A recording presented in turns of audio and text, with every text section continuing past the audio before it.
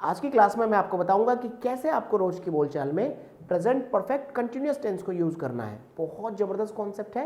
पूरी क्लास को पूरे कॉन्सेंट्रेशन के साथ आप अटेंड कीजिए और नोट्स बनाना स्टार्ट कर दीजिए। चलिए आइए अब हम लोग टॉपिक को स्टार्ट करते हैं। देखिए सबसे पहले आप डिफरेंस समझिए कि प्रेजेंट कंटिन्यूअस और प्रेजेंट परफेक्ट कंटिन्यूअस में क्या डिफरेंस है। ठीक है, उसके बाद आपको टॉपिक बहुत अच्छे तरीके से समझ में आ जाएगा।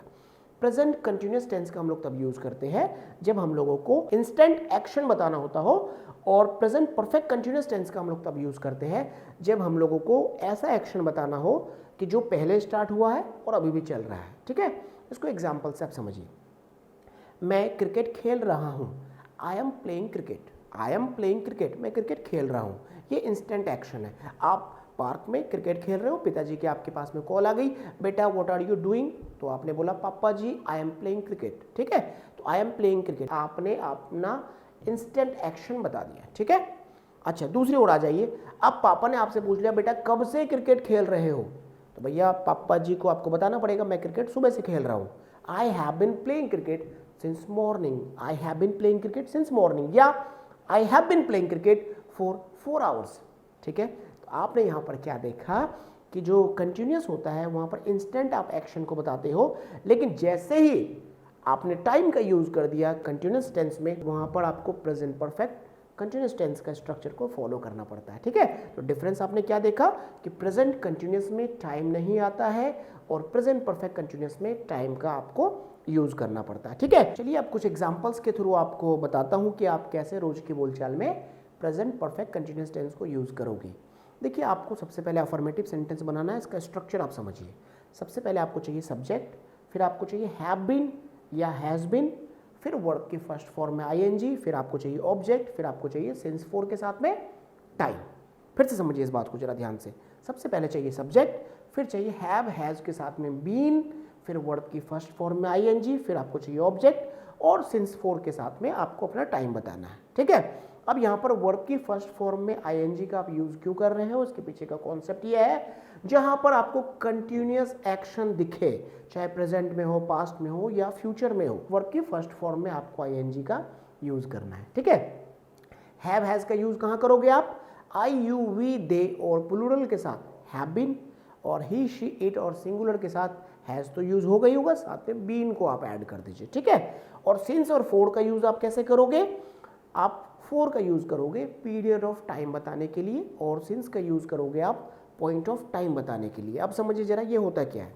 जैसे आपको मॉर्निंग, इवनिंग, 2 o'clock, o'clock मतलब 2 o'clock हो सकता है, 6 o'clock हो सकता है, बजे के लिए वाला वर्ड लगता है। ठीक है, मॉर्निंग, इवनिंग, o'clock, यस्टरडे, उसके बाद नेम ऑफ डेज जैसे मंडे, ट्यूसडे, वेंसडे। ठीक है, नेम ऑफ डेज हो गया। उसके बाद नेम ऑफ मंथ्स जैसे जैन, फेब, मार्च, अप्रैल, ये जो है ये नेम ऑफ मंथ्स हो गया। या कोई डिकेड बताना हो, 90, 60 हो गया, ये डिकेड हो गया। या कोई ईयर का नाम बताना हो आपको, या फिर आपको बोलना हो चाइल्डहुड। ठीक है, चाइल्डहुड बोलना हो तो इनके साथ में आपको सिंस का यूज करना है। ठीक है, तो सिंस का यूज कहाँ होगा, जब आपको पॉइंट ऑफ टाइम बताना है। ठीक है, अब देखिए फोर का यूज कहाँ करना है आपको, जैसे आपको घंटा बोलना हो, 2 आवर्स बोलना हो, या फिर आप 4 आवर्स बोल सकते हैं, या फिर आप दिन बोलना हो जैसे 2 days, 3 days, 7 days, या मंथ बोलना हो 2 months, 3 months, या फिर आपको बोलना हो ईयर बोलना हो 2 years, 3 years। ठीक है, या फिर आपको शॉर्ट टाइम बोलना हो, या फिर लॉन्ग टाइम बोलना हो, या फिर आपको सम टाइम बोलना हो, तो ये पीरियड ऑफ टाइम है। ठीक है, ये पीरियड ऑफ टाइम को बता रहा है, इसलिए इसके साथ में आपको 4 का यूज़ करना है। ठीक है, उम्मीद करता हूँ ये बातें आपको समझ में आ रही होंगी।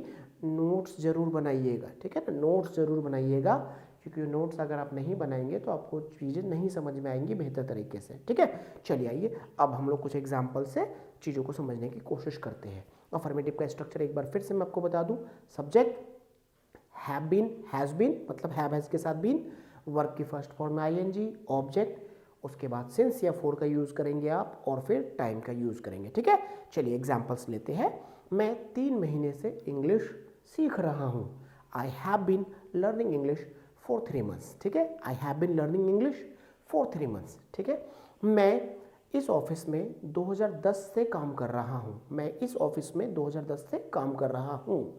आई have been working in this office since 2010, since 2010। ठीक है, आई हैव बीन, आई के साथ में हैव बीन आ गया, वर्क में आईएनजी लगा दिया हमने, वर्किंग बन गया।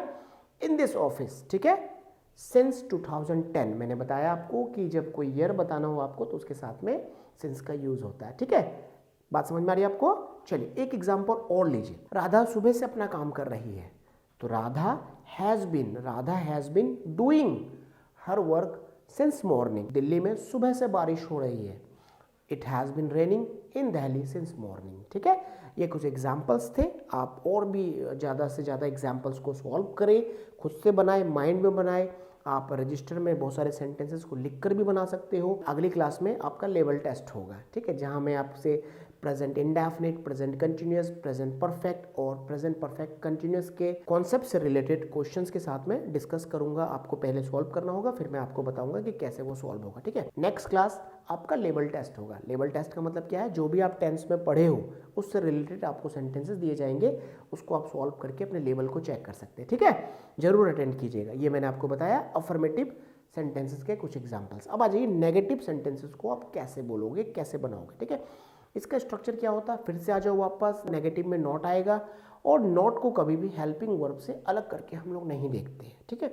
जैसे सब्जेक्ट हैव हैज़ के बाद में नॉट का यूज़ कर लो। Subject have has not been. अब देखो हैव बीन, हैज़ बीन के बीच में नॉट आएगा, मतलब मेन वर्ब यहाँ पर जो है हैव या हैज़ है, इनके साथ में आपको नॉट का यूज़ करना है, ठीक है। सब्जेक्ट हैव नॉट बीन या subject has not been. Verb की फर्स्ट फॉर्म में आईएनजी, ऑब्जेक्ट सिंस या फॉर के साथ में टाइम, ठीक है। मैं सुबह से क्रिकेट नहीं खेल रहा हूँ। I have not been playing cricket since morning. Radha सुबह से गाना नहीं गा रही है। Radha has not been singing songs since morning, ठीक है। मैं कल से स्कूल नहीं जा रहा हूँ।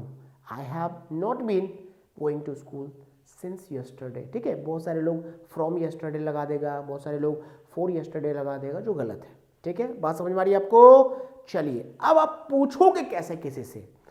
दो ही तरीका पूछने का, इंटरोगेटिव या WH इंटरोगेटिव। इंटरोगेटिव या WH इंटरोगेटिव। इंटरोगेटिव क्वेश्चन आपको पूछना है तो सबसे पहले आपको क्या करना पड़ेगा? हेल्पिंग वर्ब को सब्जेक्ट से पहले रखना पड़ेगा। कौन सा हेल्पिंग वर्ब? यहाँ पर मेन हेल्पिंग वर्ब को सब्जेक्ट से पहले रखना पड़ेगा। मेन हेल्पिंग वर्ब कौन सा है?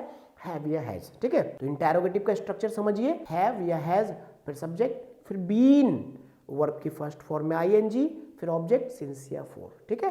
क्या आप 3 महीने से इंग्लिश सीख रहे हैं? क्या आप 3 महीने से इंग्लिश सीख रहे हैं?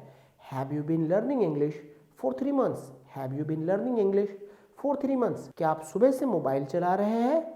Have you been using your mobile since morning? Have you been using your mobile since morning? क्या राधा इस ऑफिस में 2015 से काम कर रही है? Has Radha been working in this office since 2015? क्या राधा इस ऑफिस में 2015 से काम कर रही है? Has Radha been working in this office since 2015? क्या आपके चाचा जी 2010 से दिल्ली में रह रहे हैं? Has your uncle been living in Delhi since 2010? अब देखिए योर अंकल है इसलिए मैंने हैज़ का यूज़ किया क्योंकि योर अंकल सिंगुलर है। अगर ये योर अंकल्स होता तो क्या होता? फिर हैव का यूज़ होता क्योंकि वो प्लूरल हो गया, ठीक है। बात समझ में आ रही है आपको? ये आपने इंटरोगेटिव क्वेश्चंस को पूछने की कोशिश की है। स्ट्रक्चर माइंड में सेव कीजिए और पूछताछ स्टार्ट करना है। अभी पूरा सीख लेंगे फिर बात करेंगे। ऐसा माइंडसेट को रिमूव करना है हम लोगों को, जो हमने सीखा है आज उसको यूज़ करेंगे, ठीक है। चलिए आप आ जाइए WH इंटरोगेटिव वाले क्वेश्चन को आप कैसे पूछोगे, ठीक है। सबसे पहले WH वर्ड, फिर हैव हैज़, फिर आपको सब्जेक्ट, फिर बीन, फिर वर्ब की फर्स्ट फॉर्म में आईएनजी, फिर ऑब्जेक्ट, फिर सिंस या फॉर के साथ में आपको टाइम का यूज़ करना है, ठीक है। आप 15 दिनों से कहाँ जा रहे हो? आप 15 दिनों से कहाँ जा रहे हो? Where have you been going for 15 days? Where have you been going for 15 days? Where have you been going for 15 days? आप सुबह से क्या कर रहे हो? What have you been doing since morning? What have you been doing since morning? मेरी बात आपको समझ में आ रही है? चलिए और कुछ एग्जाम्पल्स लीजिए। आप सुबह से किसे बुला रहे हो? whom have you been calling since morning? whom have you been calling since morning? उम्मीद कर रहा हूँ ये सारे सेंटेंसेस आपको जरूर समझ में आ रहे होंगे। अब देखिए क्वेश्चन में जब नॉट आ जाए तो आप उसको कैसे बोलोगे। अब देखिए इंटरोगेटिव नेगेटिव में आपको क्या करना है? हैव और हैज के साथ में आपको नॉट का यूज करना है, ठीक है। तो हैव नॉट को मिला दो, हैवेंट हो गया या फिर हैजेंट हो गया। हैवेंट, हैजेंट, फिर सब्जेक्ट, फिर बीन वर्ब की फर्स्ट फॉर्म में आईएनजी, फिर ऑब्जेक्ट सिंस फॉर के साथ में टाइम। ठीक है, क्या आप 3 महीने से स्कूल नहीं जा रहे हैं? Haven't you been going to school for 3 months? क्या आप सुबह से क्रिकेट नहीं खेल रहे हैं? Haven't you been playing cricket since morning. ठीक है, तो हैवेंट का आपने यूज कर दिया नोट को मिलाकर इसके साथ में। ठीक है, अब देखिए WH इंटरोगेटिव नेगेटिव में क्या होगा, बस WH वर्ड हेल्पिंग वर्ब से पहले आ जाएगा और हेल्पिंग वर्ब के साथ यहाँ पर नॉट आएगा। ठीक है, जैसे मैंने आपसे कहा कि आप 10 days से इंग्लिश क्यों नहीं सीख रहे हो, तो मैं कैसे बोलूंगा आपको, why haven't you been, why haven't you been learning English for 10 days। अब देखो मेरे को बोलना हो कि आप 2 महीने से स्कूल क्यों नहीं जा रहे हो, तो कैसे बोलूंगा मैं, why haven't you been going to school for 2 months। ठीक है, उम्मीद कर रहा हूँ ये सारी बातें आपको समझ में आ रही होंगी। कमेंट करके आप अपना एक्सपीरियंस ज़रूर बताइए कि क्लासेस आपको कैसी लग रही है, और लाइक कर दीजिए, चैनल को सब्सक्राइब कर लीजिए और अपने दोस्तों को ये वाला सीरीज़ के बारे में ज़रूर बताइए, वीडियो को शेयर कर दीजिए ताकि उनकी इंग्लिश भी बहुत बेहतर हो सके, और अपना एक्सपीरियंस भी बताइए और अपना फीडबैक भी ज़रूर दीजिए। अगर क्लास में कुछ आपको कमी लग रही हो तो बताइए ताकि हम अगली क्लास में इसको बेहतर कर सके।